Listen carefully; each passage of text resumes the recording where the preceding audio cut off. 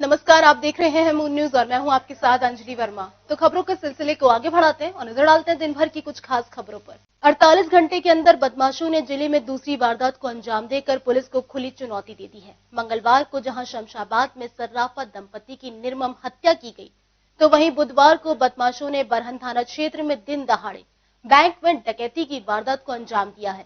दोनों ही वारदातों के बाद में जहां पुलिस महकमे में हड़कंप है, तो वहीं खाकी को बदमाश खुली चुनौती दे रहे हैं। शमशाबाद थाना क्षेत्र में सर्राफा व्यवसायी और उसकी पत्नी की निर्मम हत्या के बाद बदमाशों ने एक बार फिर से आगरा पुलिस को खुली चुनौती दे दी है।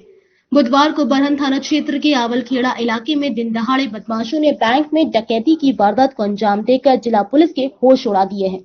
दरअसल मामला बरहन थाना क्षेत्र के आवलखेड़ा चौकी इलाके से जुड़ा हुआ है।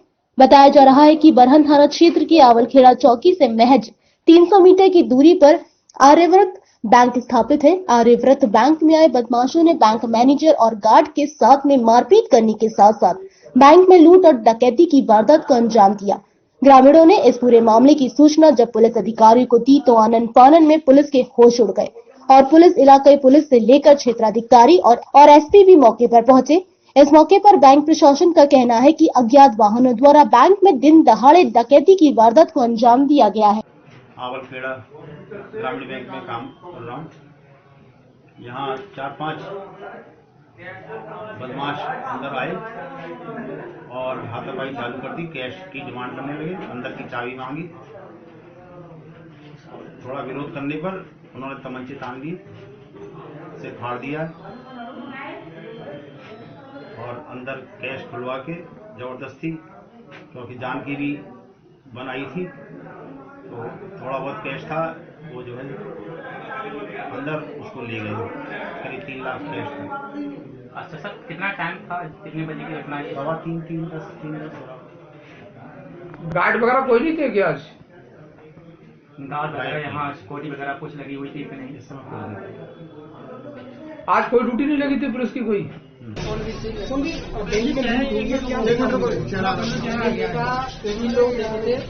इन लोगों इधर से उतरे, उनके हाथ से तमंचा छूटा, वो चिट्ठी से नीचे उतर के नीचे गिर गया। उसे उन्होंने जब उठाया था जब हमने देखा, इतनी देर में वो बैठ गए, तीनों लोग इधर चले गए आगे। बाद में क्या पता लगा? बाद में पता लगा, गली चाचा ने मुझे ये कहा था कि आप देख लीजिए लगा कर बैंक में क्या बात है। और मैं वहाँ से उठ के आया तो नीचे गए लोग, उन्होंने बताया कि बैंक लूट गई। जब मैंने बताया फिर मैं चौक इंचार्ज आवलखेड़ा को फोन किया, मैंने बैंक लूट गई।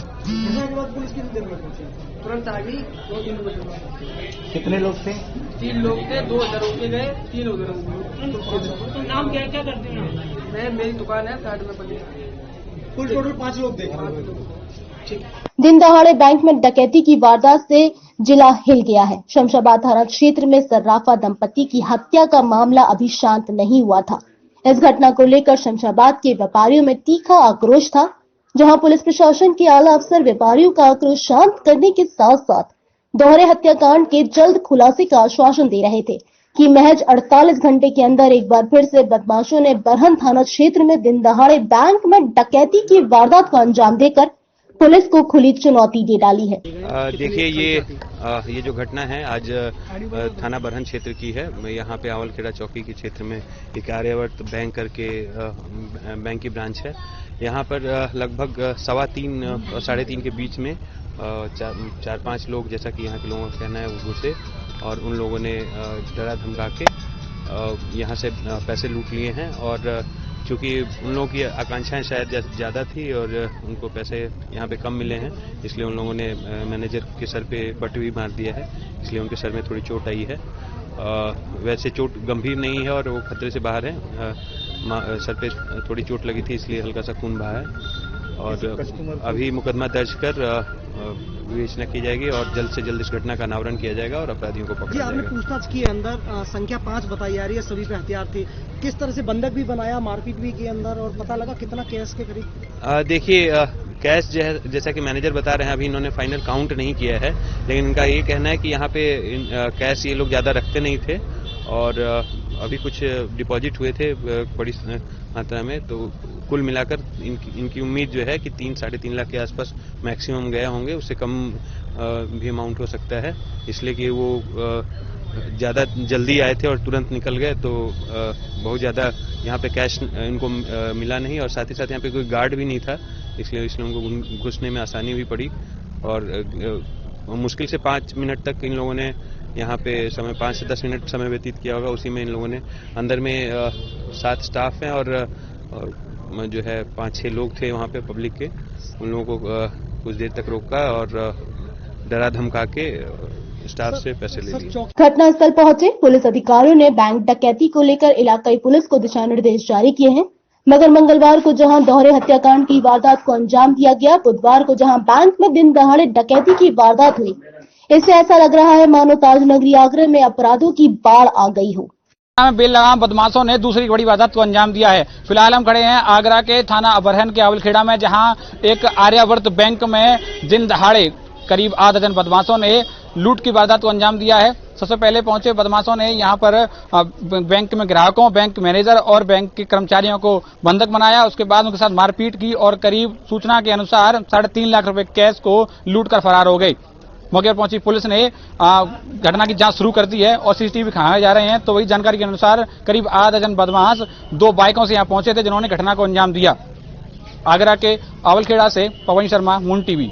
दहेज रूपी दावन को समाज से समाप्त करने के उद्देश्य से बुधवार को दहेज रहित सामूहिक विवाह सम्मेलन का आयोजन किया गया।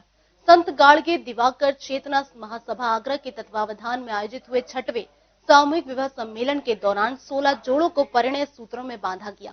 संत गाड़गे दिवाकर चेतना महासभा उत्तर प्रदेश आगरा के तत्वावधान में बुधवार को मगन फार्म हाउस, वंशी विहार, दहतोरा मोड़, बोदला आगरा पर 6वां विवाह सम्मेलन का आयोजन किया गया, जिसमें 16 जोड़ों का विवाह संपन्न किया गया। कार्यक्रम की अध्यक्षता प्रोफेसर रामवीर सिंह, केंद्रीय हिंदी संस्थान आगरा ने की। कार्यक्रम का शुभारंभ अमित खत्री, राष्ट्रीय महासचिव अखिल भारतीय हिंदू महासभा व राष्ट्रीय अध्यक्ष अखिल भारतीय धोबी महासंघ युवा यूथ सेल व परम पूजनीय अशोक महाराज पीठाधीश ज्वाला देवी मंदिर लखनऊ द्वारा संत गाड़गे जी के चित्र पर माल्यार्पण व दीप जलाने के साथ किया गया। इसमें 16 जोड़ों का विवाह कराया जाता है और ये जो भी जोड़े हैं बहुत गरीब हैं। हमारी जो दिवाकर समाज है, कम से कम नहीं तो ये 97% गरीब है। 3% में ही नौकरी वाले और पैसा वाले हैं, जो भी हैं 3% में आते हैं। इतने गरीब हैं कि दिन भर अपने मजदूरी करते हैं और शाम को अपना वही खाने लाके इनको पैदा होता है, तो बच्चों का ब्याह शादी कहाँ से कर पाएंगे। इतना गरीबी है, गरीबी, इस गरीबी में मैं भी पला हूँ, मैंने भी ये गरीबी देखी है। खाने के लिए रोटी भी नहीं थी, बथुआ खा के ही गुजारा करते थे। तो वही मेरे समाज के आदमी हैं, ये कहाँ से शादी करेंगे, शादी नहीं कर पाएंगे क्योंकि कोई धन इनको मिलता ही नहीं है। मजदूरी कराएगा जो आदमी, जब मजदूरी करेगा 300 रुपये मिलेंगे, 300 रुपये बच्चों को खवाएगा या शादी करेगा। तो मैंने भी लिया, जब मैंने रिटायर हो गया इसके बाद मैंने भी लिया कि मैं समाज की सेवा करूँगा और समाज में जो भी कुरीतियाँ हैं, जो भी दहेज में शादी हो रही है, उनमें बहुत पैसा बर्बाद होता है। अगर एक ब्याह में 3 लाख या 2 लाख खर्च होते हैं और बेचारा मजदूर है, वो कभी भी अपने बच्चों की परवरिश नहीं कर पाएगा। आज उपहार स्वरूप क्या दिया जा रहा है इन जोड़ों को? सभी गृहस्थी का पूरा सामान दिया जा रहा है, बिल्कुल। और मुझे 16 तारीख को मेरा अटैक हुआ था। अटैक के बावजूद भी मैं इन कन्याओं के दुआ से, इस समाज की दुआ से, इस पूरी जनता के दुआ से आज मैं आपके सामने वो दे रहा हूँ। कार्यक्रम में वक्ताओं ने महासभा द्वारा आयोजित इस सामाजिक कार्य की जमकर सराहना की। वहीं महासभा के पदाधिकारियों को धन्यवाद दिया। मुख्य वक्ताओं में अमित खत्री, अशोक महाराज, रामवीर सिंह, जय सिंह जी आदि लोग उपस्थित रहे। मेरा नाम प्रभु बाडोलिया है और मैं राजस्थान प्रदेश अध्यक्ष धोबी समाज से हूँ। और आज जो संत गाड़गी दिवाकर चेतना महासभा यूपी उत्तर प्रदेश के अंदर जो सामूहिक विवाह सम्मेलन करवाया जा रहा है, वो अति सराहनीय है। इसके अंदर 16 जोड़ों का सामूहिक विवाह सम्मेलन संपन्न होने जा रहा है और इसमें से 5 या 6 जोड़े तो ऐसे हैं जो जिनके माँ बाप भी नहीं है। उनको समिति द्वारा कुछ आर्थिक मदद देकर उनका सहयोग कर उनका विवाह संपन्न करवाया जा रहा है। और हमारे कार्यकर्ता जो आज ऐसे कार्यों को संपन्न करवा रहे हैं, मैं उनको भी बहुत बहुत धन्यवाद दे देना चाहता हूं कि जैसे कार्य संपन्न करवा रहे हैं। कार्यक्रम का संचालन हरि सिंह दिवाकर अध्यक्ष, सुरेश चंद्र दिवाकर कोषाध्यक्ष, उत्तम दिवाकर उपाध्यक्ष आदि लोगों द्वारा संयुक्त रूप से किया गया। वही कार्यक्रम का संचालन करने के बाद सभी को आभार व्यक्त किया गया। दोहरे हत्याकांड में व्यापारियों के आक्रोश के चलते बुधवार को भी शमशाबाद कस्बे का बाजार बंद रहा। तो वहीं उत्तर प्रदेश सरकार के राज्य मंत्री और विधायक चौधरी उदय भान ने घटनास्थल पहुंचकर व्यापारियों के आक्रोश को शांत किया और जल्द घटना के खुलासे का आश्वासन दिया। एसएसपी आगरा के नेतृत्व में काम कर रही पुलिस टीम ने व्यापारियों को 72 घंटे का अल्टीमेटम लिखित में दिया है, जिसमें पुलिस जल्द खुलासे की बात कर रही है। शमशाबाद थाना क्षेत्र के दोहरे हत्याकांड के मामले में व्यापारियों का आक्रोश थमने का नाम नहीं ले रहा है। जहां घटना के चलते मंगलवार को व्यापारियों ने अपना बाजार बंद रखा था, तो वहीं आक्रोश के चलते बुधवार को भी शमशाबाद कस्बे का पूरा बाजार बंद रहा। आक्रोशित व्यापारी आगरा पुलिस और आगरा के नेताओं से जल्द घटना के खुलासे की मांग कर रहे हैं।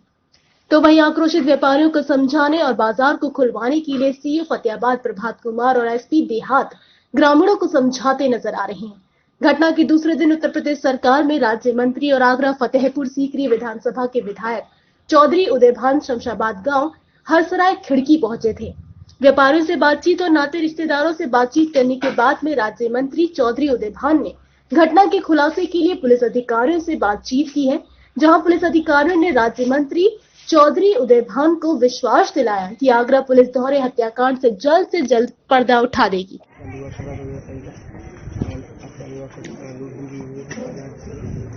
घटना बहुत जघन्य है, बेहद अफसोस है। पुलिस को उचित निर्देश दे दिए गए। मुझे पूर्ण विश्वास है ये घटना का पर्दाफाश होगा और जल्दी होगा। जैसे माकू है, जल्द से जल्द घटना की खुलासे की मांग कर रहे हैं, किस तरीके पुलिस को इंस्ट्रक्शन दिए गए हैं? मैंने आपसे कहा है घटना जल्दी खुलेगी और साफ खुलेगी। इस मामले में एडीजी, आईजी और एसएसपी स्तर से कई टीमों का गठन किया गया है। घटना के खुलासे से संबंधित दिशा निर्देश पुलिस के आला अधिकारी ने टीम को दे दिए हैं, जबकि लगातार एसएसपी, आईजी और एडीजी इस केस की मॉनिटरिंग कर रहे हैं। बताया जा रहा है इस केस के खुलासे में लगी पुलिस टीम को कुछ इनपुट जरूर मिले हैं, जिस पर पुलिस टीम काम कर रही है। कुछ लोगों को हिरासत में लेकर पूछताछ भी की जा रही है। तो वहीं व्यापारियों के आक्रोश को शांत करने के लिए अगले 72 घंटे के अंदर दोहरे हत्याकांड के खुलासे का लिखित आश्वासन भी पुलिस ने दे दिया है। 19 फरवरी को आगरा के एकलव्य स्टेडियम में एक कार्यक्रम आयोजित किया जा रहा है, जिसमें आगरा की महिला शक्ति बड़ी संख्या में पहुंचकर आत्मरक्षा के गुर सीखेंगी। पिंक बेल्ट द्वारा आयोजित इस कार्यक्रम में महिला एकजुट होकर गिनीज बुक ऑफ रिकॉर्ड में अपना भी नाम दर्ज कराने के लिए आएंगी, जिसको सहयोग करने के लिए आगरा के कई गणमान्य लोग भी मैदान में उपस्थित रहेंगे। बुधवार को मिशन पिंक बेल्ट द्वारा एक प्रेस वार्ता आयोजित की गई, जिसमें पिंक बेल्ट की संस्थापक अपर्णा राजावत के साथ साथ शहर के कई समाजसेवी, उद्योगपति के साथ साथ शहर के अन्य गणमान्य लोग प्रेस वार्ता में उपस्थित रहे। प्रेस वार्ता में पत्रकारों से रूबरू होते हुए बताया गया कि विश्वदायी स्मारक ताजमहल के शहर आगरा से प्रारंभ हुआ पिंक बेल्ट मिशन, जिसके साथ आज देश के कई शहर, न जाने कितनी बेटियां इससे जुड़ चुकी हैं और आत्मरक्षा के गुण सीख रही हैं। इसी के चलते 19 फरवरी को आगरा के एकलव्य स्टेडियम में एक कार्यक्रम आयोजित किया जा रहा है, जिसमें आगरा की महिला शक्ति बड़ी संख्या में पहुंचकर आत्मरक्षा के गुण सीखेंगी। जहां एक तरफ पिंक बेल्ट की संस्थापक अपर्णा राजावत ने इस कार्यक्रम के बारे में जानकारी दी, तो वहीं आगरा शहर के उद्योगपति पूरन डावर ने इस कार्यक्रम की सराहना करते हुए ऐसे ही कार्यक्रम आगे भी आयोजित करने की बात कही। फरवरी 2020 को आगरा में एक इतिहास बनने जा रहा है, जहां 25,000 महिलाओं को एक साथ पिंक बेल्ट की ट्रेनिंग दी जाएगी। आगरा के लिए बड़े गर्व की बात है कि आगरा की बेटी अपर्णा राजावत ने इस मुहिम को शुरू किया है और इसका पूरा संदेश Guinness book of world record के साथ में ये हॉलीवुड के माध्यम से पूरे विश्व में जाने जा रहा है। और इस ट्रेनिंग के माध्यम से जो लोग जुड़ेंगे और जो जानेंगे इसके बारे में, महिलाएं अपना बचाव कैसे कर सकती हैं, अब कोई और निर्भया नहीं भारत से, ऐसा संदेश के साथ में हमारा पूरा सहयोग है इस कार्यक्रम के साथ में।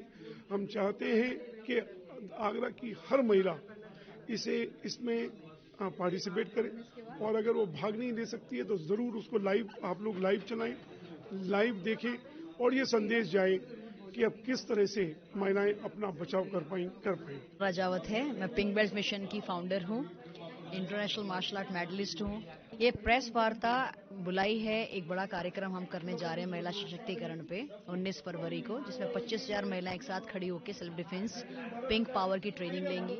एक शक्ति प्रदर्शन है जिसमें गिनीज बुक वाले आएंगे, जिसमें हम वर्ल्ड रिकॉर्ड बना रहे हैं, जिसमें बाहर जो विदेश की इमेज है महिलाओं की सुरक्षा को लेके वो छवि अच्छी जाए। इसके अलावा हॉलीवुड के कुछ लोग आके लाइव शूट कर रहे हैं और ये संदेश देना है पूरे देश को कि महिलाओं ये समय है सब महिलाओं को एक साथ एकजुट खड़ा होके एक दूसरे का साथ देना किसी भी तरह के क्राइम शोषण के प्रति। वर्ल्ड रिकॉर्ड बनाने के लिए शहर में एकजुट होकर आगरावासी 19 फरवरी को एकलव्य स्टेडियम में जुटेंगे। वहीं इस कार्यक्रम में शहर के स्कूल, कॉलेज प्रबंधक, समाजसेवी संस्थाएं, गणमान्य लोग व उद्योगपति भी इस कार्यक्रम में उपस्थित होकर Guinness book of world record बनाने के लिए शहर की महिलाओं को प्रोत्साहित करते नजर आएंगे।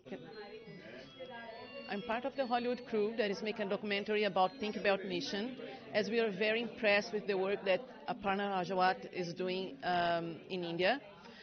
And my appeal is Agra to support a Pink Belt Mission because we are going to take this documentary to many festivals all over the world, and we want to show that Agra is leading, is a reference in India to show that women are strong, can be respected and empowered everywhere. 19 फरवरी को आगरा की बेटी आगरा में जन्म होने का कर्जा उतारने जा रही हैं। एक बहुत बड़ा कार्यक्रम 25,000 महिलाओं को सशक्त करने का हो रहा है, जिसमें लीगली, मेंटली, फिजिकली, इमोशनली और डिजिटली नारियों को स्ट्रेंथन करने की बात है। स्त्रियां घर से बाहर निकलती हैं, सहमी रहती हैं, उन्हें नहीं मालूम होता कि 15 सेकंड से ज्यादा अगर उन्हें कोई घूर रहा है तो कानून उनके साथ है। उन्हें नहीं मालूम कि अगर उनको देख के कोई गाना गाता है तो वो भी एक अपराध है। तो महिलाओं को कभी कभी मालूम नहीं होता कि उनके साथ में जो अत्याचार छोटे मोटे चल रहे हैं यही बढ़ के किसी बड़ी दुर्घटना को जन्म देते हैं। अगर महिलाओं के अंदर आत्मरक्षा के गुण हैं, उनके अंदर मेंटल अवेयरनेस है, फिजिकल फिटनेस है, तो कोई जरूरत नहीं है कि किसी भी जुल्म को सहा जाए। और छोटी छोटी बातों को अगर नहीं सहा जाएगा तो कोई बड़ी दुर्घटना हमारे देश में जन्म नहीं लेगी। कार्यक्रम में अधिक संख्या में सहयोग लाने वाले सभी स्कूलों को पुरस्कृत किया जाएगा। इसमें प्रथम पुरस्कार 21,000, तृतीय पुरस्कार 11,000 व अन्य पुरस्कारों से पुरस्कृत किया जाएगा। विश्वदायी स्मारक ताजमहल के शहर आगरा से प्रारंभ हुआ पिंक बेल्ट मिशन, जिसके साथ आज देश के कई शहर और कई बेटियां जुड़ चुकी हैं। इसी क्रम को आगे बढ़ाते हुए ये कार्यक्रम आगरा में 19 फरवरी को एकलव्य स्पोर्ट्स स्टेडियम में आयोजित किया जा रहा है, जिसके तहत महिलाओं को प्रोत्साहित किया जाएगा। एनपीआर, एनआरसी और सीए के जवाब में कांग्रेस एनआरयू लेकर आ रही है। एनआरयू यानी नेशनल रजिस्टर ऑफ अनएम्प्लॉयमेंट के सहारे कांग्रेस देश भर के बेरोजगारों का डेटा एकत्रित करके केंद्र सरकार को सौंपेगी। सीए और एनआरसी के जवाब में अब कांग्रेस एनआरयू लेकर आई है। एनआरयू यानी national register of employment Congress के सहारे देश में जन जागरूकता अभियान चला बेरोजगारों का डेटा एकत्रित करेगी और फिर ये केंद्र सरकार के सामने रखेगी। आगरा में वरिष्ठ कांग्रेस जन समिति ने प्रेस वार्ता कर कहा कि भाजपा शिक्षा, चिकित्सा, रोजगार जैसे मुद्दों को छोड़कर जाति व धर्म से जुड़े मुद्दों को सामने रखती है और युवाओं को भटकाने का प्रयास कर रही है, जबकि कांग्रेस अब रोजगार का मुद्दा लेकर भाजपा का सच से सामना कराएगी। खासतौर से सीएए को लेकर उसमें जैसे कहा है कि देश का विभाजन धर्म के आधार पर हुआ था। मानता हूं देश का विभाजन धर्म के आधार पर हुआ था, पर क्या उस समय तक देश का संविधान बना था? क्या देश का संविधान लागू हुआ था? तो ये बात करना बहुत ही बेमानी है कि ताजा देश आजाद हुआ, उस समय कोई संविधान नहीं बना, कोई कानून नहीं बना। तो ये कहना बड़ा हास्यास्पद लगता है कि देश का विभाजन जो है धर्म के आधार पर हुआ था, क्योंकि संवैधानिक तरीके, क्योंकि जब संविधान ही नहीं है देश का तो किस संविधान की बात कर रहे हो? आज हमारा जो देश का जो संविधान है इस बात की इजाजत नहीं देता कि देश का विभाजन धर्म के आधार पर किया जाए, जो बीजेपी उसको कर रही है। समिति के सदस्य हाजी जमीरुद्दीन कुरैशी का कहना था कि भाजपा ने 2 करोड़ रोजगार देने का वादा किया था, लेकिन किसी को भी रोजगार नहीं मिला है। लिहाजा अब एनआरयू के सहारे रोजगार का सही आंकड़ा सरकार के सामने रखा जाएगा। उठी महाराष्ट्र की में बम्बई यूनिवर्सिटी, अलीगढ़ मुस्लिम यूनिवर्सिटी, तो पूरा देश के अंदर जो है केरल की यूनिवर्सिटी तो एक आवाज बन गई और एक इनकलाब बन गया। अब सरकार जो है वो घबरा रही है और उसमें क्या है, वो हिंदू और मुसलमान दोनों एक साथ खड़े हो गए। ये जो हिंदू मुस्लिम करके बांटने की कोशिश कर रहे हैं, अब लोग समझ गए। पहले अब राम मंदिर का मुद्दा नहीं है, आप बनाओ मंदिर, जाके बनाओ ट्रस्ट। अब नहीं भड़का सकते आप जो है जज्बात जो है हिंदू भाइयों के आप राम मंदिर के नाम पे भड़का दोगे। अब जो है लोग समझ गए, लोगों को खाने के लिए रोटी चाहिए। जब भूखा पेट रहेगा, नौजवान इतना अनएम्प्लॉय हो जाएगा, बंदूक उठा लेगा। वहीं इस दौरान नदीम नूर ने बताया कि विभिन्न इंजीनियरिंग संस्थाओं, विश्वविद्यालयों में कैंप लगाकर युवाओं से रोजगार के बारे में चर्चा की जाएगी और NRU के मामले में जागरूक कर मिस कॉल कराए जाएंगे। मिस कॉल होने पर उनका डेटा अपने आप रजिस्टर हो जाएगा और इस तरह से बेरोजगारों का एक आंकड़ा तैयार हो जाएगा। इसी के साथ आज हमने कार्यक्रम जो हमारा कांग्रेस कमेटी चला रही है, NRU नेशनल अनएम्प्लॉयमेंट रजिस्टर की हमने मांग की है। एक मिस कॉल नंबर था, उसको नंबर जारी किया गया है, जिसपे हमने युवाओं से आग्रह किया है इस नंबर पर मिस कॉल कर मोदी जी से मांग करें नेशनल अनएम्प्लॉयमेंट रजिस्टर बनाए, जिससे देश के अंदर ये पता चल सके कितने लोग बेरोजगार हैं और आप कितने लोग अवसर रोजगार के सृजित करेंगे। जो सरकार ने वादा किया था प्रतिवर्ष 2 करोड़ रोजगार देने की बात तो दूर गई। सरकार ने जो रोजगार पे थे, जो लोग नौकरियां कर रहे थे प्राइवेट सेक्टर में, सरकार वो सब खत्म कर चुकी है, खा गई है। आज युवा परेशान है, बेहाल है, बदहाल है। इसी के अंतर्गत रोजगार की आवश्यकता सरकार को चाहिए। सबसे पहले अनएम्प्लॉयमेंट रजिस्टर बनाए, जिससे रोजगार उपलब्ध हो सके। कांग्रेस में इसके लिए बकायदा एक नंबर जारी किया गया है। इस नंबर पर युवा मिस कॉल कर अपने आप को बेरोजगार के रूप में रजिस्टर करा सकते हैं। कांग्रेस देश भर में इस तरह का अभियान चलाकर एक बड़ा आंकड़ा केंद्र सरकार के सामने रखेगी और बताएगी कि आखिरकार देश में वर्तमान में कितनी बेरोजगारी है। आगरा कॉलेज में शुरू हुआ कला संस्कृति व साहित्य महोत्सव। 1 हफ्ते तक चलने वाले इस कार्यक्रम में महाविद्यालय के छात्र छात्रा अपनी प्रतिभाओं का प्रदर्शन करेंगे। इस दौरान कला संस्कृति साहित्य से जुड़े दर्जनों प्रतियोगिताओं का भी आयोजन किया जाएगा, जिसमें विजयी होने वाले छात्र छात्राएं विश्वविद्यालय की प्रतियोगिताओं में हिस्सा लेंगे। आगरा कॉलेज में वार्षिक कला संस्कृति व साहित्य समारोह में छात्र छात्राएं अपनी भरपूर प्रतिभाओं का प्रदर्शन कर रहे हैं। हफ्ते भर तक चलने वाले इस समारोह में 2020 में कला संस्कृति साहित्य से जुड़ी विभिन्न प्रतियोगिताओं का आयोजन होगा, जिसमें छात्र छात्राएं अपने हुनर का प्रदर्शन करेंगे। समारोह की संयोजिका डॉक्टर रीता निगम ने बताया कि इस दौरान नृत्य, गायन, फाइन आर्ट, क्विज, निबंध, भाषण, संगीत समेत तमाम प्रतियोगिताओं का आयोजन किया जाएगा, जिसमें विजय रहने वाले छात्र छात्राएं विश्वविद्यालय स्तर की प्रतियोगिताओं में हिस्सा लेंगे और फिर वहां से प्रदेश व केंद्र स्तरीय प्रतियोगिताओं में अपना प्रतिनिधित्व करेंगे। कॉलेज के छात्र छात्राओं के लिए विभिन्न प्रतियोगिताओं का आयोजन हम इस वार्षिक समारोह में करते हैं और ये वार्षिक समारोह आशाएं 2020 के नाम से है, जिसमें फाइन आर्ट्स की, लिटरेचर की और म्यूजिक एंड डांस, ये सारी प्रतियोगिताएं यहाँ पर चलेंगी, जिससे कि छात्र छात्राओं के अंदर जो छुपी हुई प्रतिभा है उनको अपना एक अवसर मिले उसको यहाँ प्रदर्शित करने के लिए। और यहाँ जो बच्चे हमारे फर्स्ट, सेकंड, थर्ड आएंगे वो आगे चलकर हमारे कॉलेज का, आगरा कॉलेज को विश्वविद्यालय का जो यूथ फेस्टिवल होता है उसमें प्रतिनिधित्व करेंगे। तो ये बच्चों के लिए बहुत ही बड़ी बात है या बहुत ही अच्छा प्लेटफॉर्म है, जहां पर वो अपनी प्रतिभाओं का प्रदर्शन करके आगे जा सकते हैं। यूथ फेस्टिवल से फिर वो स्टेट फेस्टिवल में जा सकते हैं, स्टेट फेस्टिवल से वो नेशनल लेवल तक जा सकते हैं। वहीं इस समारोह को लेकर छात्र छात्राओं में भरपूर उत्साह दिखाई दे रहा है। वे बेसब्री से समारोह का इंतजार कर रहे हैं। कार्यक्रम के दौरान छात्र छात्रों ने पहले दिन गायन के क्षेत्र में अपनी प्रतिभा का प्रदर्शन किया। डॉक्टर रीता निगम ने बताया कि समारोह में सभी विजयी रहने वाले प्रतिभागियों को पुरस्कृत किया जाएगा, वहीं मोमेंटो भी दिए जाएंगे। पहले दिन इस प्रतियोगिता समारोह में तरह तरह की गायन प्रतियोगिताएं और फाइन आर्ट, मॉडलिंग व साहित्य में विभिन्न प्रतियोगिताओं का आयोजन किया गया, जबकि दूसरे दिन नृत्य में व अन्य प्रतियोगिताओं के आयोजन किए जाएंगे। इस कार्यक्रम का उद्देश्य छात्र छात्रों की छिपी हुई प्रतिभाओं का निखारना और उन्हें मंच प्रदान करना रहा। 20,000 से अधिक आगरावासी एक साथ करेंगे सूर्य नमस्कार। क्रीड़ा भारती की ओर से 31 जनवरी को आगरा कॉलेज खेल मैदान में सूर्य नमस्कार महायज्ञ का आयोजन किया जा रहा है। क्रीड़ा भारती द्वारा बाल एवं युवाओं में स्वास्थ्य के प्रति चेतना व एकाग्रता के लिए राष्ट्रीय पुरुष विवेकानंद को समर्पित सूर्य नमस्कार महायज्ञ 31 जनवरी को आगरा कॉलेज मैदान पर आयोजित होगा, जिसमें बच्चों के उत्साहवर्धन के लिए भारतीय हॉकी टीम के पूर्व कप्तान, ओलंपियाड व अर्जुन पुरस्कार विजेता जगवीर सिंह, क्रीड़ा भारती के राष्ट्रीय उपाध्यक्ष, उत्तराखंड सरकार के पूर्व खेल मंत्री व द्रोणाचार्य पुरस्कार विजेता नारायण सिंह राणा के साथ में मुख्य वक्ता के रूप में राष्ट्रीय स्वयंसेवक संघ के क्षेत्र प्रचारक आलोक जी आयोजन में आएंगे। सुबह 10 से 12 तक, जिसमें आगरा की एक बड़ा हस्ताक्षर श्रीमान जगवीर सिंह जी, जो हॉकी के बड़े खिलाड़ी रहे हैं, आगरा के लिए ओलंपिक खेला जिन्होंने देश के लिए, और स्वर्ण पदक जीता, 10 वर्ष तक जो खेले। ऐसे नारायण सिंह जी अर्जुन अवार्डी हैं। ऐसे नारायण सिंह राणा जी हैं, जसपाल राणा जी बड़े निशानेबाज ओलंपियन रहे, आप उनके पिता हैं। हमारे क्रीड़ा भारती के उपाध्यक्ष हैं इस नाते से भी। और हमें इस पूरे कार्यक्रम में आदरणीय आलोक जी, राष्ट्रीय स्वयंसेवक संघ के क्षेत्र प्रचारक हैं। आलोक जी का शरीर विज्ञान के ऊपर जबरदस्त उद्बोधन रहता है। हमने आपसे निवेदन किया है, उनका समय हमारे लिए मिला है। पूरे कार्यक्रम को 2 घंटों में हमने विभाजित किया है, जिसमें लगभग 20 मिनट तक हमें शरीर विज्ञान के ऊपर आदरणीय आलोक जी का उद्बोधन प्राप्त होगा।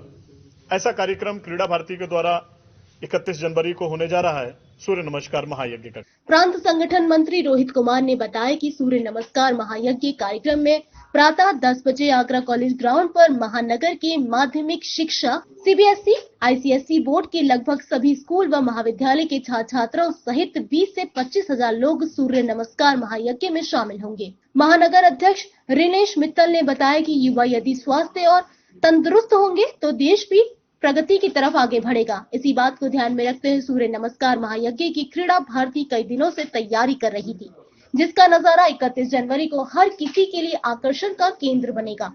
सर्व व्यवस्था प्रमुख नितिन गुप्ता ने बताया कि आयोजन को भव्यता प्रदान करने के लिए 10 ब्लॉकों में विभाजित किया गया है, जिसमें मुख्य द्वार व 3 प्रवेश द्वार बनाए गए हैं। इस सूर्य नमस्कार में सभी बच्चे अलग अलग मुद्राओं में नजर आएंगे। बसंत पंचमी के अवसर पर जहां एक और शहर भर में विभिन्न कार्यक्रम आयोजित किए गए, तो वहीं दूसरी ओर स्वरांजलि नामक साहित्य संस्था के तत्वावधान में बसंत पंचमी समारोह का आयोजन किया गया। साहित्य संस्था स्वरांजलि द्वारा आयोजित प्रथम काव्य गोष्ठी और विचार गोष्ठी के अवसर पर गद व पद से जुड़े नवोदित कवियों को मंच प्रदान किया गया। गुप्ता साहित्यकार और ये स्वरांजलि समूह का सदस्य हूँ। और आज किस तरह का कार्यक्रम और क्या कुछ उद्देश्य पूरा आयोजन? ये जो हमारी संस्था है, ये जो नवोदित कवि हैं या लेखक हैं, चाहे वो गद्य में है या पद्य में है या कहानी विधा में, उपन्यास विधा में लिखते हैं, उन सबको एक मंच प्रदान करती है।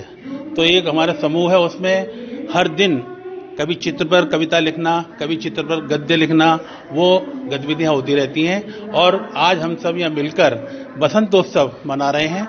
बसंत पंचमी है, इस बहाने यहाँ हमारे वरिष्ठ स्थापित कवि और जो नवोदित कवि हैं सभी यहाँ पर उपस्थित हैं और उनके मंच में लाए हैं। आयोजन हो रहा है और किस उपलक्ष्य में हो रहा है, क्या कुछ एक उद्देश्य पूरे समाज के लिए? जी ऑफ कोर्स, ये एक स्वरांजलि साहित्यिक संस्था है जो एक व्हाट्सएप ग्रुप है और इसकी यहाँ पर पहली ये मीटिंग हो रही है। और हमने इस साहित्यिक ग्रुप में तमाम सारी विविधताएं ली हुई हैं, जिसमें हर उम्र के व्यक्ति हैं। इसमें ज्यादातर रिटायर्ड व्यक्ति हैं और समाज के प्रबुद्ध वर्ग के व्यक्ति हैं। ऐसे व्यक्ति हमने इसमें सम्मिलित किए हैं जिनकी बहुत ही उच्च श्रेणी की पत्रिकाओं में आप रचनाएं पढ़ते हैं। तो आवश्यक है कि जो हम अगर व्हाट्सएप पर हम लोग ये सब कार्यक्रम कर रहे हैं तो एक बार कहीं बाहर भी हो, लोगों का मिलना जरूरी है। तो बसंत के उत्सव के उपलक्ष्य में और स्वरांजलि ग्रुप की एक आपस में सांस्कृतिक जो आदान प्रदान है, उस उपलक्ष्य में ये एक मीटिंग रखी गई है। शमशाबाद थाना क्षेत्र में सर्राफा व्यवसायी और उसकी पत्नी की निर्मम हत्या। ठीक 48 घंटे बाद बरहन थाना क्षेत्र में दिन दहाड़े बैंक में डकैती और उसके बाद न्यू आगरा थाना क्षेत्र के डिग्री कॉलेज में पढ़ने वाली युवती के साथ में एक बड़ी वारदात की घटना ने पुलिस के महकमे में हड़कंप मचा दिया है। इस मामले की मॉनिटरिंग सीधे तौर पर आईजी ए सतीश गणेश कर रहे हैं।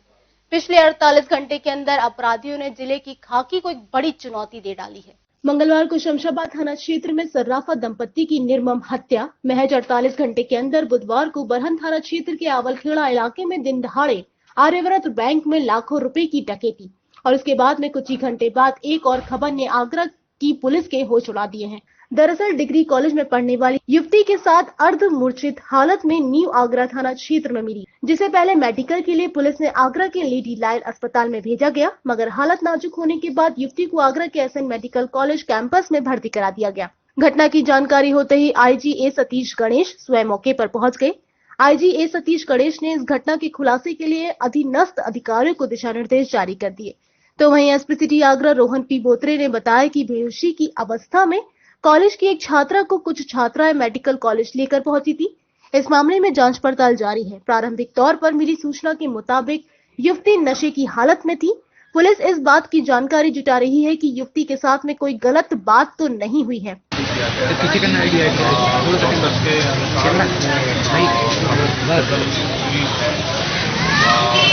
काफ़ी इंटॉक्सिकेटेड हालत में को पाया गया है।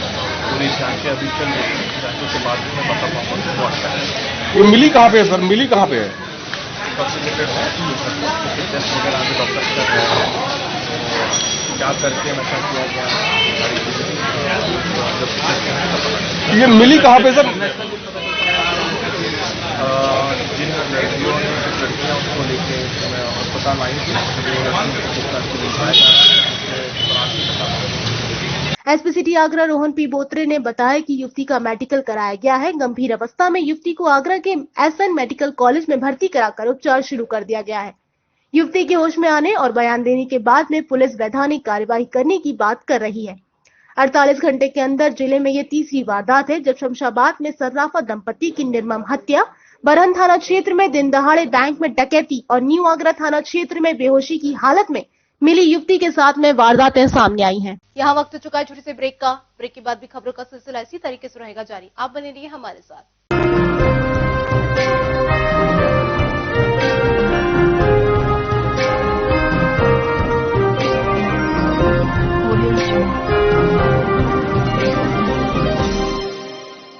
डॉक्टर राम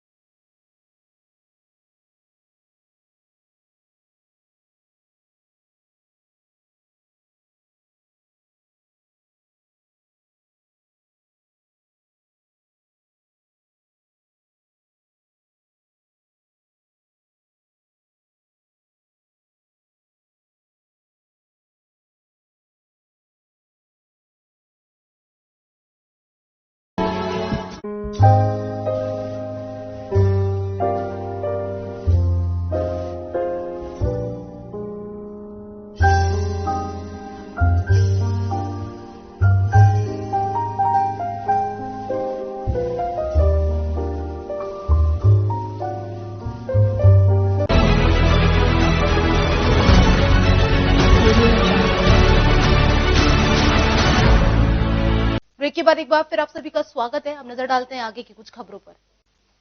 बसंत पंचमी के अवसर पर आगरा शहर में कई कार्यक्रमों का आयोजन किया गया। इसी कड़ी में दयालबाग में भी बसंत के इस त्योहार को मनाते हुए बसंत उत्सव में युवाओं द्वारा जिम्नास्टिक का प्रदर्शन करते हुए सभी को आश्चर्यचकित कर दिया गया।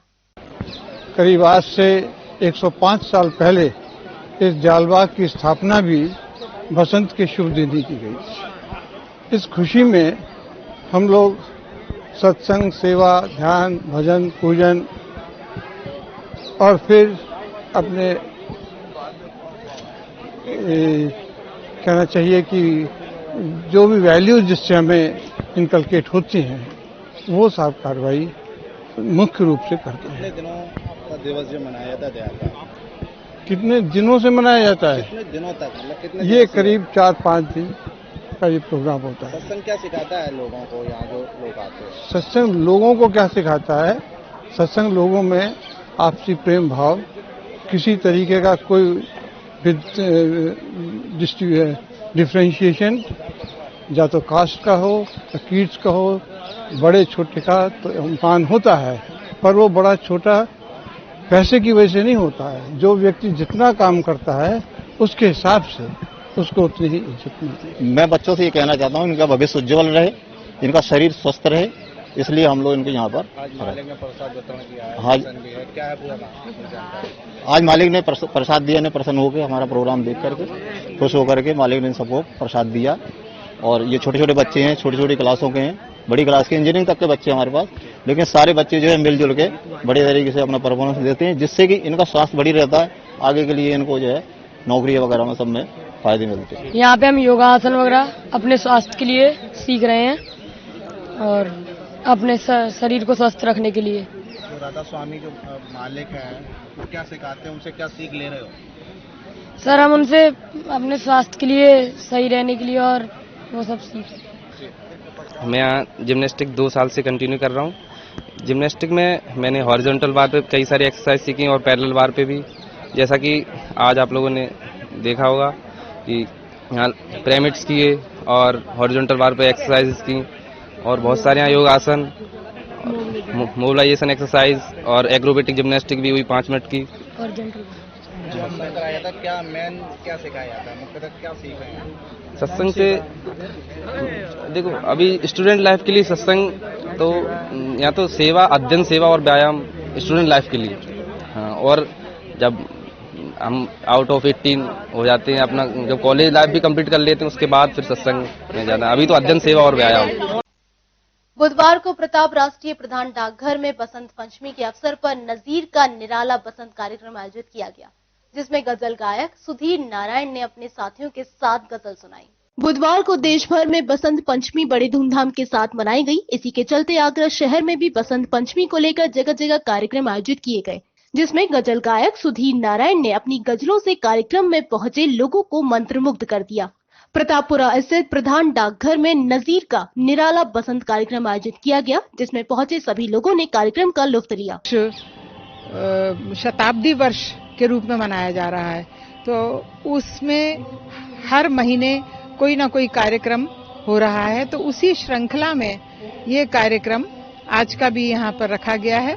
तो नजीर और निराला और राजेंद्र रघुवंशी जी के जो इन तीनों विभूतियों की जो ये त्रिवेणी यहाँ पर बह रही है, उसमें यहाँ हम संगीत की धारा में और संगीत के जादू में डूब रहे हैं। ये बहुत ही सुंदर अवसर है और हम भी इसमें यहाँ पर आए हैं। कार्यक्रम में मुख्य संरक्षक और प्रधान डाकघर के पीएमजी अम्बेश उपमन्यु ने इस कार्यक्रम में जानकारी देते हुए गजल गायक सुधीर नारायण की प्रस्तुतियों की जमकर सराहना की। बसंतोत्सव का कार्यक्रम है और उसमें हम लोग एक साहित्यिक जो रचनाएं हैं नजीर अकबराबादी और निराला जी की, उनकी प्रस्तुति डाक विभाग के कर्मचारियों और जनता के लिए कर रहे हैं यहाँ पे। और सुधीर नारायण जी जो मशहूर गायक हैं आगरा के, वो उसको अपने मित्रों के साथ प्रस्तुत कर रहे हैं।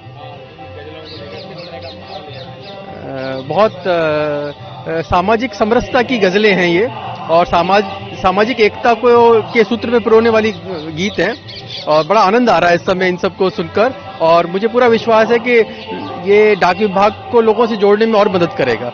आयोजित किए गए नजीर का निराला बसंत में बड़ी संख्या में लोगों ने पहुंचकर साहित्य और संगीत में डूबे नजर आए। पंचम अंतर्राष्ट्रीय ताज रंग महोत्सव के पोस्टर का विमोचन बुधवार को महापौर कार्यालय नगर निगम परिसर में किया गया। महापौर द्वारा महोत्सव में महिलाओं को समर्पित रखी गई थीम की जमकर सराहना की गई। पंचम अंतर्राष्ट्रीय ताज रंग महोत्सव के पोस्टर का विमोचन बुधवार को महापौर कार्यालय नगर निगम परिसर में किया गया। नगर के प्रथम नागरिक महापौर नवीन जैन के साथ में कई गणमान्य हस्तियां भी इस विमोचन के अवसर पर मौजूद रहीं। सबसे पहले महापौर नवीन जैन ने विधि विधान से सभी कलाओं के देवता नटराज के समक्ष नारियल समर्पित कर पूजा अर्चना की। अंतर्राष्ट्रीय ताज रंग महोत्सव का आयोजन नटरांजलि थिएटर आर्ट्स द्वारा 1 से 5 फरवरी तक शहर के विभिन्न स्थानों पर किया जा रहा है, जिसमें शहीद स्मारक, अंबेडकर विश्वविद्यालय के पालीवाल पार्क परिसर स्थित जुबली हॉल, सुरसदर, नगर निगम, आगरा पब्लिक स्कूल एवं यूथ हॉस्टल मुख्य रूप से शामिल हैं। इस बार महोत्सव की थीम रहेगी महिला सशक्तिकरण, जिसमें अंतर्राष्ट्रीय कलाकारों के साथ में शहर की नृत्य, नाटक, संगीत, गायन, काव्य पाठ, पारंपरिक परिधान व फोटोग्राफी की प्रतियोगिताओं को भी अंतर्राष्ट्रीय मंच प्रदान किया जाएगा। आगरा शहर के विकास के लिए आगरा शहर स्वच्छ बने, इसके लिए अपना योगदान जो महिलाओं का संगठन करता है। और मैं कह सकता हूं कि आगरा में महिलाओं के इस प्रकार के संगठन बहुत ही सक्रिय भूमिका अदा कर रहे हैं और शहर कैसा खूबसूरत बने, इस ओर हमारी बहनों का भी अब ध्यान गया है। पूर्व में शूट सदन का जो ग्लोब बनाया गया था, हमारी बहनों के द्वारा बनाया गया था। अब ये संगठन आगरा में स्वच्छता के क्षेत्र में महिलाओं को जागरूक करने की दृष्टि से भी आगे आ रहा है और जहाँ कला के क्षेत्र में इन्होंने बहुत कुछ कार्य किया है, ऐसे ही अब स्वच्छता के क्षेत्र में भी ये संगठन काम करना चाहता है। नगर निगम में आज ये कार्यक्रम संपन्न हुआ है और इसका विमोचन, पोस्टर का एक विमोचन भी यहाँ संपन्न हुआ है। मैं धन्यवाद करूंगा अपनी सभी बहनों का कि इन्होंने अपने शहर के लिए कुछ सोचा है। आती हैं और यहाँ अपना रंगारंग प्रोग्राम प्रस्तुत करती हैं। इसका 5वां वर्ष है। अभी पिछली बार सितंबर में जो हुआ था, काफी ऊंचाइयों तक उसने आवाज गूंजी हमारे आगरा में और उसकी देश विदेशों में। तो इस बार भी ये महिला शक्तिकरण का इसमें एक थीम ली गई है, जिसका जो महिलाएं सम्मान करेंगी ये, और उसमें जो है भागीदारी महिलाएं अपनी निभाएंगी। तो ये दिनों दिन प्रतिदिन हमारा यही है कि जो भी इससे जुड़ेगा वो आगे बढ़े और इनका कार्यक्रम आगे बढ़े। रंगारंग महिलाओं का कार्यक्रम है, बच्चों का। महोत्सव संयोजक अलका सिंह ने बताया कि स्कूल और कॉलेज के विद्यार्थियों को महोत्सव से जोड़ने के लिए विभिन्न प्रतियोगिताओं का आयोजन किया जा रहा है। अपने उद्बोधन में महापौर ने कहा कि देश विदेश से आने वाले कलाकारों का आगरा नगर निगम स्वागत करेगा और स्वच्छता अभियान से जोड़कर विश्व में स्वच्छता का संदेश देगा। स्थलों पर इसका आयोजन किया है। 1 तारीख को शहीद स्मारक पार्क में 2 बजे से इसकी ओपनिंग होगी और 2 तारीख को गोल्डन जुबली हॉल जो यूनिवर्सिटी का परिसर में स्थापित है पालीवाल पार्क में, वहां पर 2 को पूरे दिन प्रतियोगिताएं चलेंगी सुबह 11 बजे से, और 3 तारीख को सूर सदन में दोपहर 1 बजे से कार्यक्रमों का आयोजन किया जाएगा। और इसी श्रृंखला में नगर निगम में जो रैली है हमारी सांस्कृतिक मार्च जो कलाकार निकालते हैं, 4 तारीख को मेयर साहब उसका यहाँ पर स्वागत करेंगे, समापन होगा और स्वच्छता का संदेश भी अंतर्राष्ट्रीय कलाकार और नगर निगम परिसर के सभी पार्षदगण देंगे। और पूरे शहर से अनुरोध है कि देश विदेश की कला और संस्कृति को देखने के लिए आए, अवलोकन करने के लिए आए। कलाकारों का रखी गई है और ये हर साल बड़े उत्साह से शहर का आयोजन है और जिसमें बहन अलका सिंह जी पूरे मनोयोग के साथ इस कार्यक्रम को करती हैं और संस्था की सभी सदस्य इसमें पूरा सहयोग करती हैं। और मैं चाहती हूँ, आगरा के लिए बड़े गर्व की बात है कि विदेश से कलाकार हमारे इस मंच पर आते हैं और अपनी प्रस्तुति देते हैं और शहर का पूरा प्यार और स्नेह इस कार्यक्रम को मिलना चाहिए। पोस्टर विमोचन के गणमान्य अतिथियों में हृदय चौधरी, सुरभि दुआ, पूजा ओबरॉय, सुमन गोयल, नेमीचंद वाषणे, पुनीत जैन, पवन आगरी, डॉक्टर राजीव जैन, बंटी ग्रोवर के साथ में नटरांजलि के पदाधिकारियों में लालाराम, पुनीत जैन, ऋतु गोयल, रोहित, विजय कपूर, रचना कपूर आदि लोग मुख्य रूप से उपस्थित रहे। वहीं कार्यक्रम का संचालन एवं सभी का आभार अलका सिंह द्वारा व्यक्त किया। बुधवार को आगरा के बलकेश्वर स्थित नर्मदा देवी कन्या महाविद्यालय में मिशन पिंक बेल्ट पावर अभियान के तहत विद्यालय की छात्राओं को आत्मरक्षा के गुण सिखाए गए, जिसमें छात्र छात्राओं ने जमकर प्रतिभाग किया। देश भर में जगह जगह महिलाओं के साथ बढ़ती घटनाओं को लेकर हर माँ बाप अपनी बेटियों की सुरक्षा के लिए चिंतित हैं, तो वहीं कई लोग ऐसे भी हैं जो महिलाओं को सशक्त बनाने का कार्य कर रहे हैं। इसी उद्देश्य के साथ में अपर्णा राजावत द्वारा महिलाओं के सशक्तिकरण के लिए मिशन पिंक बेल्ट चलाया जा रहा है, जो लगातार महिलाओं को सशक्त बनाने का कार्य कर रहा है। मंगलवार को बलकेश्वर स्थित नर्मदा देवी कन्या महाविद्यालय में मिशन पिंक बेल्ट द्वारा विद्यालय की कन्याओं को आत्मरक्षा के गुण सिखाए गए। जरूरत इसकी एक हम इवेंट कर रहे हैं आगरा में 25,000 महिलाओं के साथ 19 फरवरी को, और उसमें 12-13 प्रदेशों से महिलाएं आ रही हैं, 4 देशों से आ रही हैं और 25,000 महिलाओं को हम खड़ा करके संदेश देना चाह रहे हैं कि ये समय है हमें साथ खड़े होने का, जो भी महिलाओं के प्रति क्राइम्स हो रहे हैं उसके खिलाफ। और जब 25,000 महिलाएं साथ में खड़ी होंगी तो ये संदेश पूरे देश में जाएगा, पूरे विदेशों में जाएगा कि now we need to be unified, हमें साथ होने की जरूरत है, जो आगे भविष्य में कोई आसिफा, कोई निर्भया और कोई प्रियंका रेड्डी फिर से न खड़ी। के खिलाफ एक आवाज बुलंद करनी है और महिलाओं को मानसिक रूप से, शारीरिक रूप से, इमोशनली बहुत ज्यादा सुदृढ़ बनाने की आवश्यकता है। और एक आवाज आगरा से चलाई जा रही है कि महिलाएं एक हैं, सजग हैं और अपने ऊपर होने वाले किसी भी अन्याय के लिए सक्षम हैं और उसका जवाब देने के लिए तत्पर हैं। तो एक बहुत बड़ी गैदरिंग होने जा रही है और उसी के बारे में आज गर्ल्स को बताया जा रहा है कि किस तरह का वो ट्रेनिंग सेशन होगा और कैसे अपर्णा राजावत आगरा की मिट्टी का जो एक कर्ज है उनके ऊपर देश विदेश में वो ख्याति प्राप्त कर चुकी हैं और इस बार अपने देश में और अपने नगर में वो कुछ करने जा रही हैं, जो कि निश्चित रूप से महिलाओं के सशक्तिकरण के लिए एक बहुत सुदृढ़ कदम सिद्ध होने जा रहा है। Women aware about their physical, emotional, legal and digital rights. We don't know what all is there. So that effort to making everybody aware about their rights is really a wonderful effort. And we as women should realize that we are equally powerful, we are equally capable, we are stronger. And it's actually about equal opportunity and it's in the mind. If we have this in our mind that we are weak, we might be, but if we have a mind makeup from here that we are equally strong, we are powerful, then we are, and we need to realize that. So I will thank her for this effort of bringing so many women, girls together. इस कार्यक्रम के दौरान pink belt mission की संस्थापिका अपर्णा राजावत ने बताया कि आज के युग में महिलाओं को सशक्त होना अति आवश्यक है, जिससे कि फिर देश में निर्भया जैसा कोई मामला सामने न आए। देश में अधिकतर महिलाओं को ये नहीं पता है कि कौन सा कार्य अपराध की श्रेणी में आता है और कौन सा कार्य नहीं। जब उनको ये प्रशिक्षण दिया गया तो इसके बाद विद्यालय की छात्राओं के अंदर भी एक अलग ही झलक देखने को मिली। सांस्कृतिक प्रस्तुतियों ने बांधा समा। मौका था विजया इंटरनेशनल स्कूल के वार्षिक समारोह का। 5 वर्ष पूरे होने के अवसर पर स्कूल का वार्षिक समारोह सुरसदन प्रेक्षागृह में आयोजित किया गया, जिसमें बच्चों ने बढ़ चढ़कर प्रतिभाग करते हुए अपने हुनर का जमकर प्रदर्शन किया। सुरसदन प्रेक्षागृह में विजया इंटरनेशनल स्कूल ने वार्षिक उत्सव मनाया। इस अवसर पर मुख्य अतिथि नवीन जैन और विशिष्ट अतिथि जोगेंद्र सिंह, प्रभाकांत अवस्थी, बोत्रे रोहन, प्रमोद, अरुण कुमार यादव, मुकेश कुमार वत्स, सौरभ दीक्षित, अब्दुल कादिर, नम्रता श्रीवास्तव, बंटी ग्रोवर के साथ साथ विद्यालय के चेयरमैन ब्रजेश चौधरी, विद्यालय की निदेशिका सुरेखा चौधरी व विद्यालय के प्रधानाचार्य फारूक खान द्वारा दीप जलाकर कार्यक्रम का शुभारंभ किया गया। इसके बाद बच्चों ने गणेश वंदना में अपने नृत्य से पूरे सभागार को मंत्र मुग्ध कर दिया। इस अवसर पर विभिन्न देशभक्ति और फिल्मी गीतों पर बच्चों ने अपनी प्रस्तुतियां दी। इस अवसर पर मुझे जवाब चाहिए एक व्यंग नाटक का भी विमोचन किया गया। उत्सव की नवीन जैन ने वार्षिक उत्सव की थीम विभिन्नता में एकता पर सार्थक संदेश दिया। कार्यक्रम की भूरी भूरी प्रशंसा की गई। नर्सरी से लेकर और 10th तक के बच्चे यहाँ पर पढ़ रहे हैं। मैं आपसे निवेदन करना चाहूंगा कि शहर को साफ सुथरा बनाए रखने के लिए, शहर में नयापन आए, इसके लिए मुझे आपका कुछ सहयोग चाहिए। स्वच्छता में भी सहयोग चाहिए।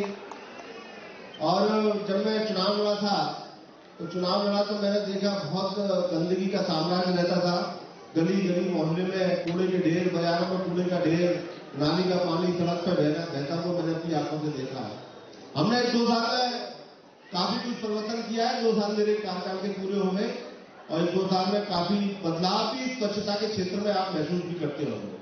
कल्चरल एंटरटेनिंग प्रोग्राम भी होता है। छोटे एकदम नर्सरी के छोटे बच्चों के भी एंटरटेनिंग प्रोग्राम होते हैं, जिसमें वो जो भी परफॉर्म करे, अपने अंदर से परफॉर्मेंस जो करे, उस चीज़ को हम कैच करते हैं और प्रेजेंट करने की कोशिश करते हैं। इस तरह के एक्टिविटीज से बच्चों की जो इंटरनल ग्रोथ है, जिसको हम कहते हैं कि एजुकेशनल ग्रोथ के साथ ओवरऑल ग्रोथ होनी ज़रूरी है। मैं खुद डॉक्टर हूँ, मैं पीडियाट्रिशियन हूँ, छोटे बच्चों की डॉक्टर हूँ, और being a child psychologist I believe in that कि बच्चों को सिर्फ पढ़ाई लिखाई ही ज़रूरी नहीं है, उसके साथ स्पोर्ट्स और अदर एक्टिविटीज़ में भी एक्टिव होना बहुत ज़रूरी है। जिसके कारण कुछ चीज़ें होती है जो हम जिसे कह सकते हैं कि हम पेट पालने के लिए पढ़ाई लिखाई करते हैं, पर हमारा जो सोल है, वो सोल की ग्रोथ करने के लिए हमें इन सब एक्टिविटीज़ में इन्वॉल्व होना बहुत ज़रूरी होता है। तो इस माध्यम से हम बच्चों के पेरेंट्स को सबको संदेश देना चाहते हैं कि ये सारी चीज़ें आप एंजॉय करो और इसमें आनंद लें। इस अवसर पर विद्यालय के चेयरमैन ब्रजेश चौधरी ने भाईचारे का संदेश दिया, साथ ही सभी बच्चों को उनके भविष्य के लिए शुभकामनाएं दी। इस बार की जो हमारी बेसिक थीम है वो यूनिटी इन डाइवर्सिटी है, और इस तरह के प्रोग्राम करने से बच्चों में एक देशभक्ति की भावना जागृत होती है और डिफरेंट कल्चर के बारे में जानते हैं, एक दूसरे से एक समाहित होना जानते हैं। इसके साथ ही साथ हम कुछ सामाजिक मुद्दों को भी उठाते हैं, जैसा कि इसमें मेन है हमारा गर्ल्स एजुकेशन को लेकर इसमें प्रोग्राम है, और जो फादर डॉटर रिलेशन होता है उसको बहुत ही खूबसूरत प्रस्तुति बच्चों ने दी है। और आज हमारे इस कार्यक्रम के मुख्य अतिथि मेयर साहब नवीन जैन जी थे, जिन्होंने आज सभी अभिभावकों को और बच्चों को स्वच्छता का पाठ पढ़ाया और सबको संकल्प दिलाया कि हम अपने को स्वच्छ रखेंगे और दूसरों को भी प्रेरित करेंगे, ना हम गंदगी करेंगे, ना किसी को करने देंगे। और इसके लिए उन्होंने एक और आह्वान किया कि कम से कम वर्ष में आप लोग 1100 रुपये खर्च करके विद ट्री गार्ड एक पेड़ लगाएं, और इसके लिए सभी ने संकल्प लिया और हम लोग भी इस मुहिम को आगे बढ़ाएंगे। विद्यालय के प्रधानाचार्य फारूक खान ने सभी अतिथियों व अभिभावकों का आभार व्यक्त किया। कार्यक्रम की सराहना के साथ साथ कर्तव्यों के प्रति सजग रहने का संदेश दिया। एतमादपुर के थाना बरहन के नगला गोल स्थित विद्युत केंद्र पर सपा कार्यकर्ताओं ने अघोषित बिजली कटौती के लिए धरना दिया। ग्रामीणों का आरोप है कि बरहन क्षेत्र में रात्रि 12 बजे के बाद अघोषित बिजली कटौती की जाती है। इसका चोर फायदा उठाकर चोरी की वारदात को लगातार अंजाम दे रहे हैं। एतमादपुर के थाना बरहन के नगला गोल स्थित विद्युत केंद्र पर सपा कार्यकर्ताओं ने अघोषित बिजली कटौती के लिए धरना दिया। ग्रामीणों का आरोप है कि बरहन क्षेत्र में रात्रि 12 बजे के बाद अघोषित विद्युत कटौती की जाती है। इसका चोर फायदा उठाकर चोरी की वारदात को अंजाम देते हैं। वहीं अगले माह होने वाली यूपी बोर्ड की परीक्षा के मद्देनजर रखते हुए छात्र छात्रा परीक्षा के लिए तैयारी नहीं कर पा रहे हैं। आज जो बहन बिजली घर है, यहाँ की जो समस्या ये है कि इस बिजली घर से रात में 3-4 घंटे बिजली कटौती की जा रही है और 3-4 घंटे जो बिजली कटौती जा रही है उसका प्रभाव ये पड़ रहा है कि एक तो बच्चों की अब जो है एग्जाम शुरू होने वाले हैं, तो एग्जाम शुरू से पहले बच्चे अपनी तैयारी भी करेंगे।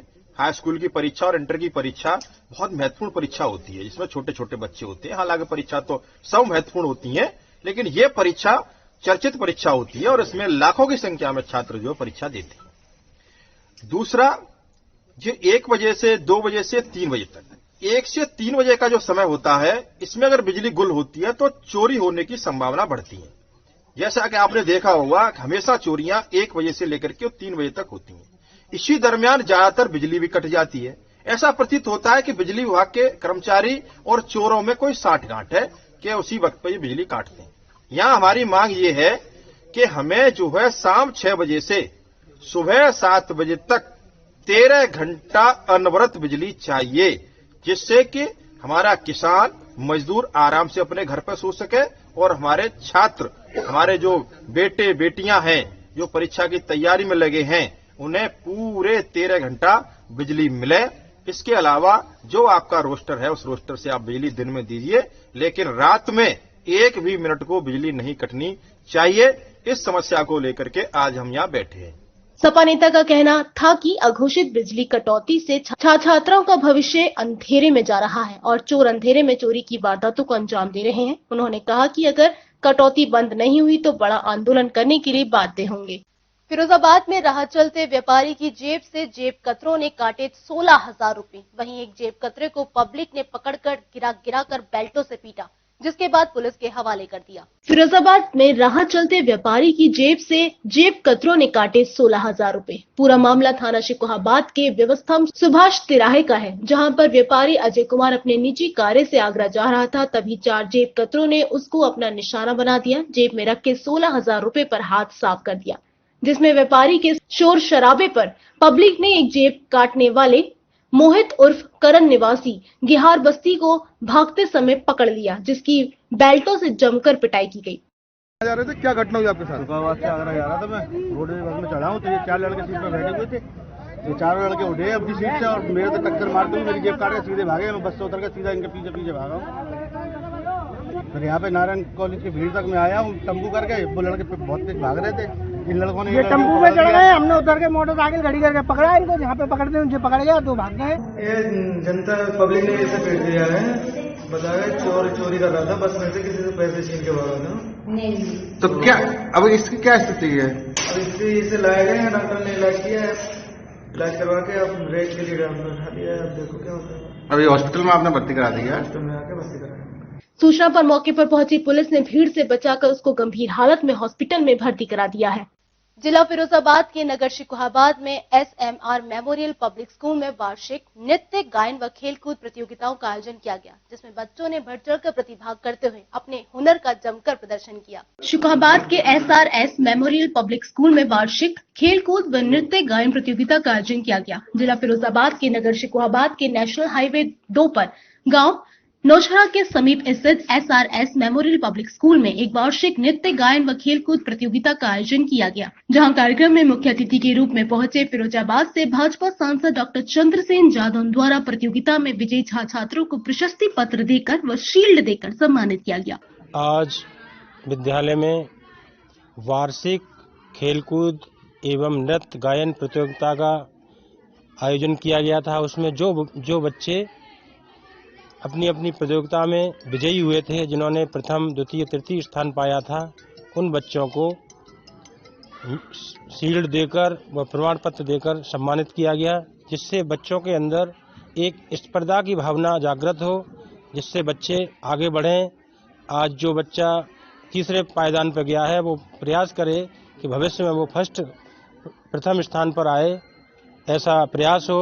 इस भावना को लेकर आज ये विद्यालय में वार्षिक खेलकूद प्रतियोगिता का पुरस्कार वितरण का आयोजन किया गया, जिसके मुख्य अतिथि माननीय श्री डॉक्टर चंद्रसेन यादव MP फिरोजाबाद के द्वारा बच्चों को पुरस्कृत किया गया। वो आज के कार्यक्रम के मुख्य अतिथि थे, जिन्होंने अपना समय दिया। हम लोग उनके समय देने के लिए आभारी हैं।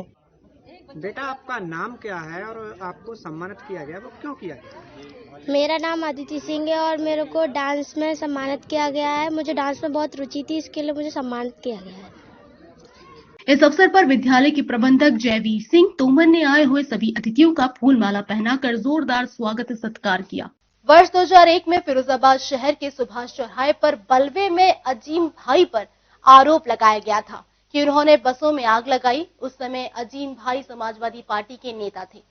ये मुकदमा 19 साल तक चला और आखिरकार न्यायाधीश ने 10 वर्ष की सजा सुना दी और 10,000 का जुर्माना भी लगाया गया।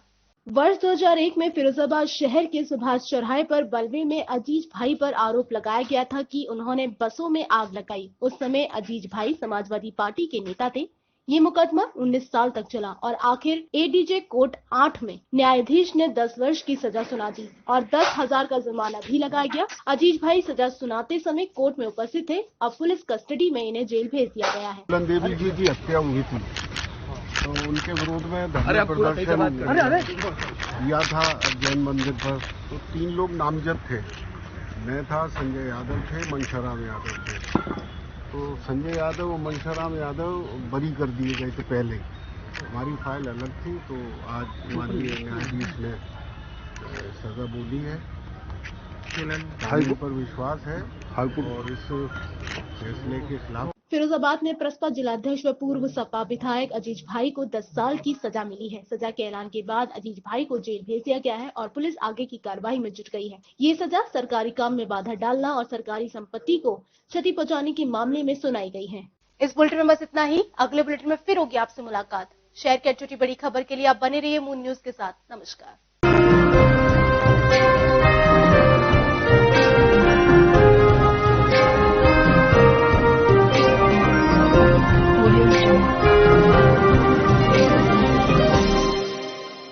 डॉक्टर रामलखन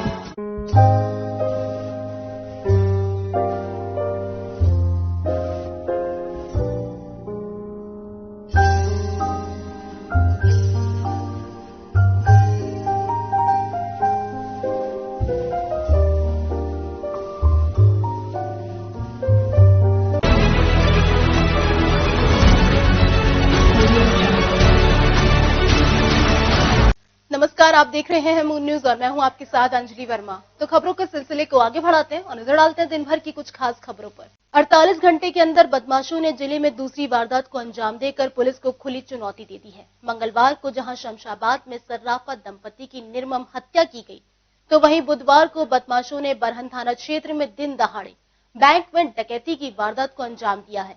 दोनों ही वारदातों के बाद में जहां पुलिस महकमे में हड़कंप है, तो वहीं खाकी को बदमाश खुली चुनौती दे रहे हैं। शमशाबाद थाना क्षेत्र में सर्राफा व्यवसायी और उसकी पत्नी की निर्मम हत्या के बाद बदमाशों ने एक बार फिर से आगरा पुलिस को खुली चुनौती दे दी है। बुधवार को बरहन थाना क्षेत्र के आवलखेड़ा इलाके में दिन दहाड़े बदमाशों ने बैंक में डकैती की वारदात को अंजाम देकर जिला पुलिस के होश उड़ा दिए हैं। दरअसल मामला बरहन थाना क्षेत्र के आवलखेड़ा चौकी इलाके से जुड़ा हुआ है।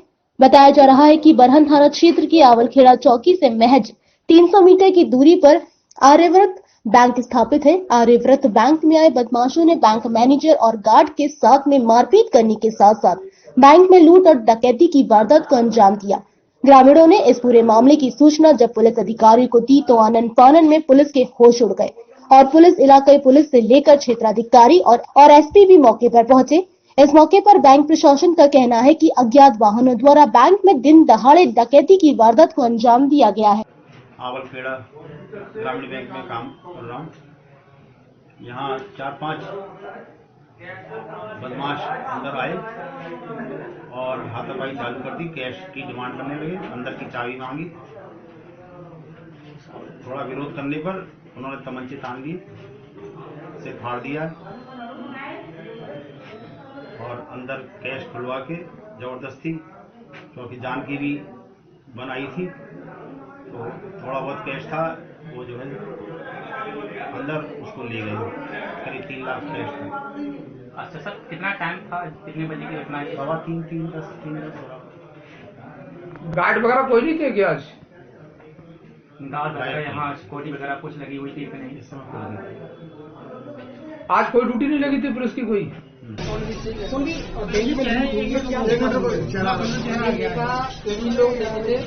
इन लोगों इधर से उतरे, उनके हाथ से समस्या छूटा, वो सिटी से नीचे उतर के नीचे गिर गया। उसे उन्होंने जब उठाया था जब हमने देखा, इतनी देर में वो बैठ गए, तीनों लोग इधर चले गए आगे। बाद में क्या पता लगा? बाद में पता लगा, ललित चाचा ने मुझे ये कहा था कि आप देख लीजिए लगा कर बेंच में क्या बात है। तो मैं वहाँ से उठ के आया तो नीचे गए लोग, उन्होंने बताया कि बैंक लूट गई। जब मैंने बताया फिर मैं 24 खिला को फोन किया, मैंने बैंक लूट के बाद पुलिस कितनी देर में पहुंची? तुरंत आ गई, 2-3 मिनट में। कितने लोग थे? 3 लोग थे, 2 इधर होके गए, 3 उधर हो गए। तो नाम क्या क्या करते हैं? मैं, मेरी दुकान है साइड में बनी। कुल टोटल 5 लोग थे। 5 लोग। दिन दहाड़े बैंक में डकैती की वारदात से जिला हिल गया है। शमशाबाद थाना क्षेत्र में सर्राफा दंपति की हत्या का मामला अभी शांत नहीं हुआ था। इस घटना को लेकर शमशाबाद के व्यापारियों में तीखा आक्रोश था, जहां पुलिस प्रशासन के आला अफसर व्यापारियों का आक्रोश शांत करने के साथ साथ दोहरे हत्याकांड के जल्द खुलासे का आश्वासन दे रहे थे कि महज 48 घंटे के अंदर